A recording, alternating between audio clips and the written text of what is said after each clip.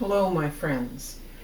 Welcome to another edition of the um, card reading and guidance from the Medicine Wheel for the period of September 16th to approximately October 1st of 2020. And so, as we have been doing, in case you're new to these videos on this channel, I've been doing every new moon and full moon um, readings based on the Indigenous Medicine Wheel. I am of Algonquin heritage and a proud member of the Ontario um, Coalition of Indigenous People. Moonstar Lodge has been functioning in the community for over 40 years, bringing Indigenous arts and education and spirituality to the community. So, as a collector and creator and writer of card decks, I am very interested in the Jungian concept of synchronicities, and I lay out my spreads in the form of the medicine wheel here. So I wanted to talk today about the new moon tomorrow. It's the 10th new moon of this year 2020. And the grandmother that we associate with this upcoming moon cycle is called Weaves the Web. Other indigenous cultures call her grandmother spider, woman, but something associated with spiders. For her extensive reach, not just to everything on Earth, but to the cosmos itself. If I point out where we are, in a perfect year, the medicine wheel would look like this. And by the way, I am going to be doing a series of videos just on the concepts of the medicine wheel because people have been asking me to clarify some of the finer points. But here we are at the beginning of the 10th moon cycle.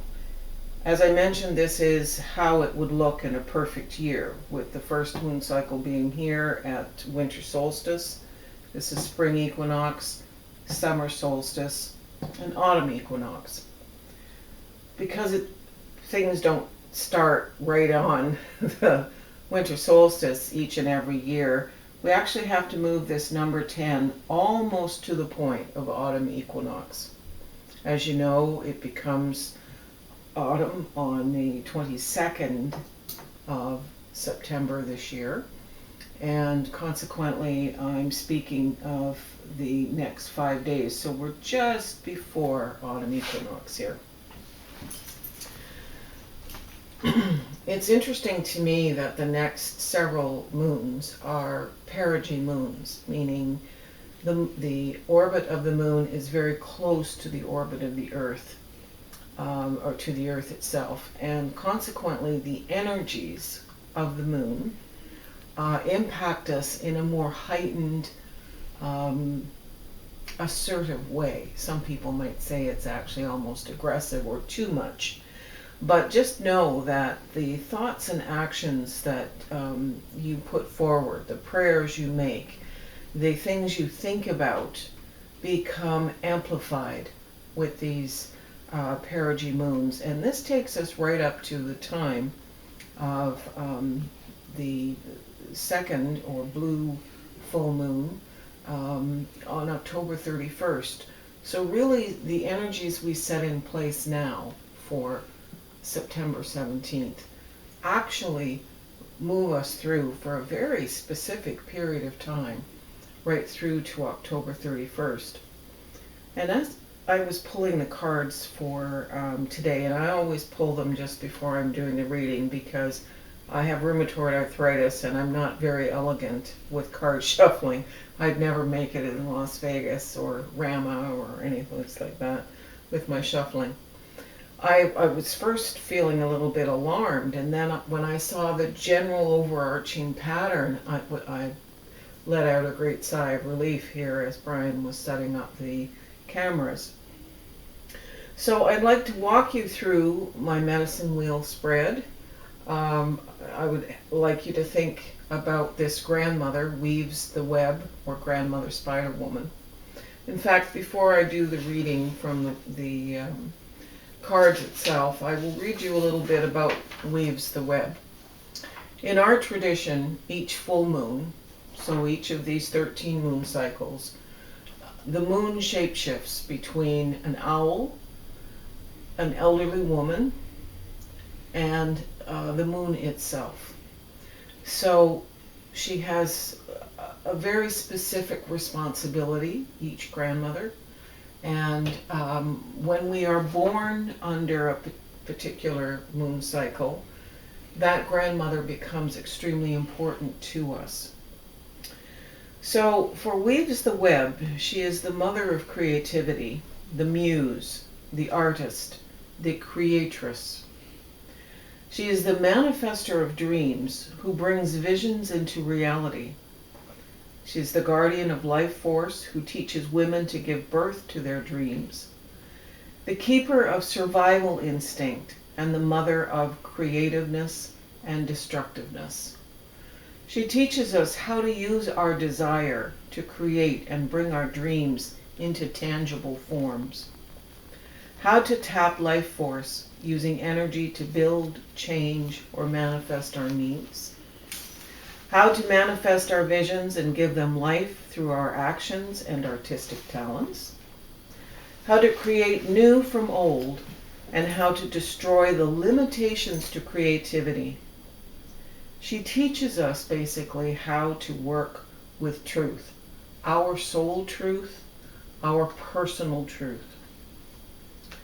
So that being said, her time starts tomorrow morning, September 17th at 7 a.m.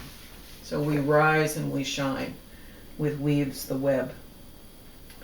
So as I walk through this medicine wheel, the first card that came up for this time was Yin.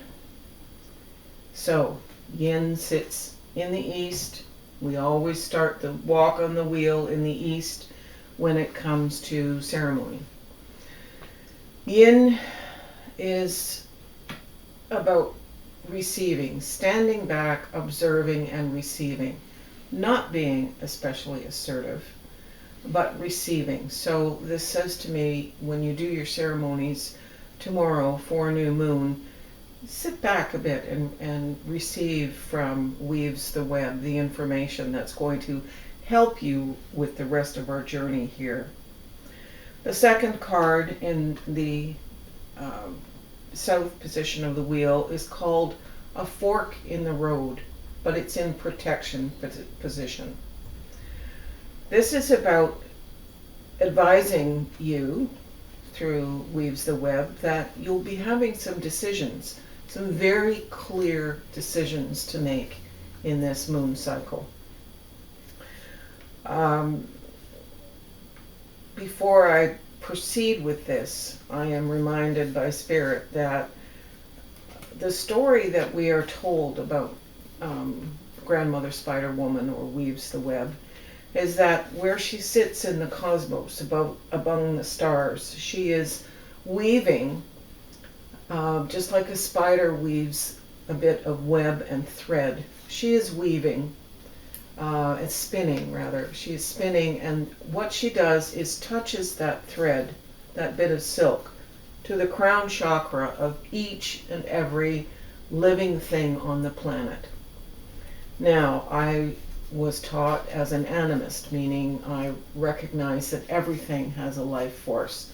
The trees, the rivers, fire, frogs, stones, so crystals, everything on the planet has life. So when she is connecting us all together, she wants us to get rid of the notions of separation or isolation. What I do, the vibration I bring to the web of life that she is creating, that vibrates through the web. So my choices, my actions, and behaviors if they're good, if I'm a high vibing person, I'm sending out good vibes, and they're going to touch everyone else. The ones who I live closest to are closest to me, but it's like the butterfly effect. There's ramifications for the whole world. If I'm not doing good things, if I'm low vibing, then of course that's going to bring down the energies of those around me. So I have a responsibility. It's a moral, ethical, spiritual responsibility to bring to this life, this web of life, the best that I have, the best that I can be. And we all have that responsibility. And we never must see ourselves as alone, because we aren't alone. One of the best remediations or healing for depression and anxiety is just to go out and touch the earth, to walk among the other sacred entities, and to let that energy be changed and know how loved we are. So as I started with the receptive card here of yin, as in yin and yang, I moved to the south, and I mentioned it was fork in the road. So a fork in the road in protection position reminds us that, particularly in this time of pandemic, when anxieties are high, it's going well past 6 months of this now. Some people have lost income, have terrible stressors at home. But it is a reminder that the external conditions in our world right now are not meant to cause you to withdraw and not make choices. In fact, you very much have a responsibility to make a choice that relates to your destiny. And you'll see as this progresses how Spirit is marking this out. So when we withdraw and say, I don't know what to do, I can't decide, not making a choice or not moving forward is in fact a choice. And we're going to have serious personal responsibilities and repercussions when we don't make a choice at a time when it's important. We're at the cusp of a time of change. We are moving not just through the pandemic, but trying to move out of it. So we as individuals who are part of this web of creation have a responsibility to make choices that raise the vibration of the planet. So in the west position here, we have a card that says peace. Peace is ours, but it is also in protection position. We won't have peace if we don't make the choice and begin to have the experience of moving through in a new direction. Peace is there for us all the time. It's a choice. Yes, it is a choice. You can argue with me till you're blue in the face, but peace is a choice. And so I'm going to talk about how we get that. The card in the north position that completes this major part of the cycle, so bringing us closer to the end of 2 weeks from now when it's full moon, is soulmates. But soulmates is also in a protective position. And I want to read you what that means. We all are going to experience some form of an important relationship bringing us to our knees. It may not be a relationship with a person. It could be a job. It could be where we're living. A relationship with something we've depended on brings us to our knees. This is the kind of soulmate who comes with a powerful gift. Your patterns and all your old stories that don't serve you or your well-being enter into this dynamic so you can heal them. This person is called to a sacred task to help you learn, even if it seems uncomfortable, sticky, or even inconceivable. The question is not, why did he or she or that do this to me? That's a victim statement. So this is not the question, why did they do that to me? But rather, what is the gift in this? Look into the mirror. You will only be changed for the better. So those are the 4 positional cards from the medicine wheel. I pulled 3 cards for the current situation, as below and as above. So these are tarot cards. This one is the Fortune's Wheel, the Wheel of Fortune, and it's in protection position. Wheel of Fortune means there is a destiny, and the choices that we make are going to lead us. So when you're at this point in the fork of the road, don't be concerned that one choice is better than another.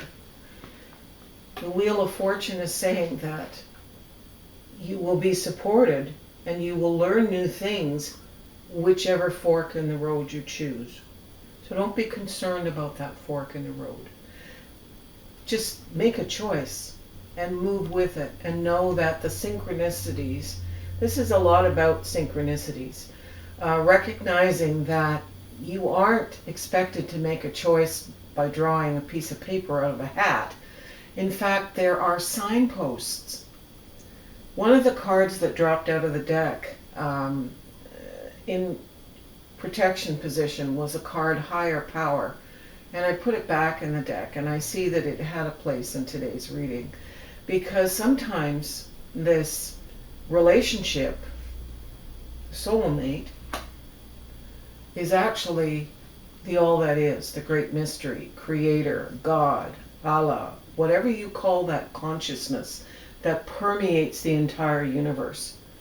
That is the energy that receives our requests, our prayers, our thoughts, the creativity with which we manifest. Go back to Weaves the Web. Her whole thing is about the creative artist. We are the artist of our own life. So consequently, it's extremely important to know that the universe sends us back bits of information just as we send to the universe. If you send out indecision or fear or anxiety or anger, the universe simply mirrors that back. More situations to make you fearful, anxious, and undecided. They want you to know, the ancestors, that the next card in the very center of this wheel is the star. The star is about knowing that our ancestors come from the stars. From the stars we are born, to the stars we shall return. You are on your path. Your path is lighted by the stars. So go bravely with that. Not only go bravely, but the Chariot is the next card, the last card within the wheel. And that's about give it. Give it all the energy that you absolutely can, with clarity, with dignity, and the request here to let go of those things which no longer serve you. Your old stories, the victim place, all of those things gotta go. Life is moving forward on life's terms. It's up to us to make the energy. So the story starts within. Receive, pray, receive, project, create with the universe.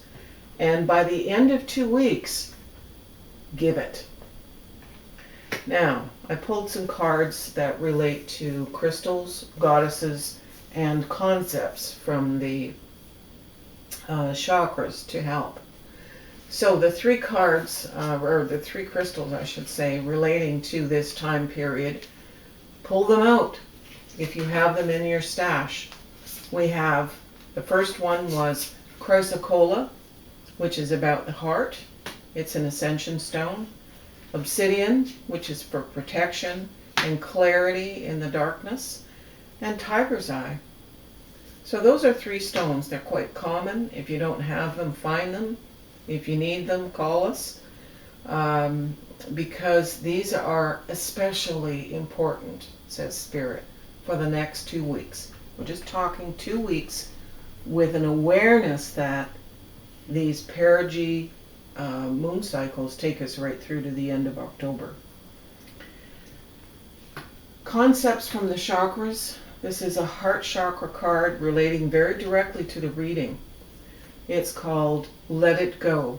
So let go your old stories, let go your old beliefs about yourself, about the people that you love. Let them grow up, let yourself grow up, and just let go the hurts and resentments.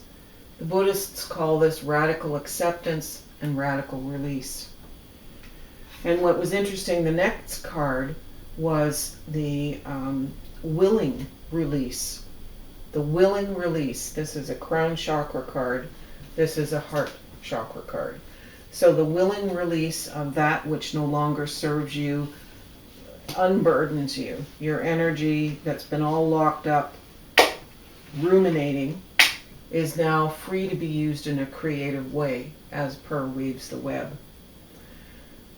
Final card in that sequence is called the Oracle's Gift, and it's about your third eye chakra, and that relates to being intuitive, using your skills to co-create with the universe. Again, that's the whole theme of this entire moon cycle. And finally, I wasn't sure whether to pull goddesses from the whole of our world's cultures, but I did. And the first is obviously relative. The first one is Morrigan. She's death and magic. So she is about letting go of the old. Not your death, not my death, but the death of circumstances which no longer serve us, and being the magician to co-create with the universe. Laity, revelation. So you let go of the old. You are free and clear now. Your windshield is clear. You can see. The muck is gone. You can see the road ahead. And the final goddess is Ishtar, who is communion. Who are you communing with? The beloved, the divine, the soulmate, the creator. You are co-creating the next 2 weeks. We are not alone. We do not walk this planet alone. And it's not about how you live, whether you live alone. That's not the point.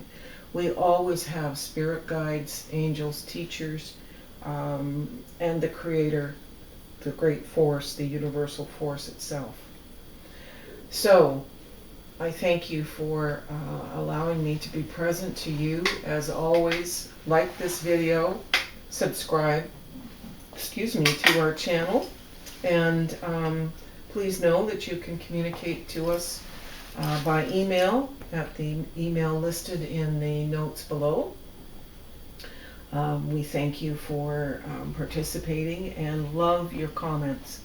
So thank you, and have a wonderful time with Weaves the Web.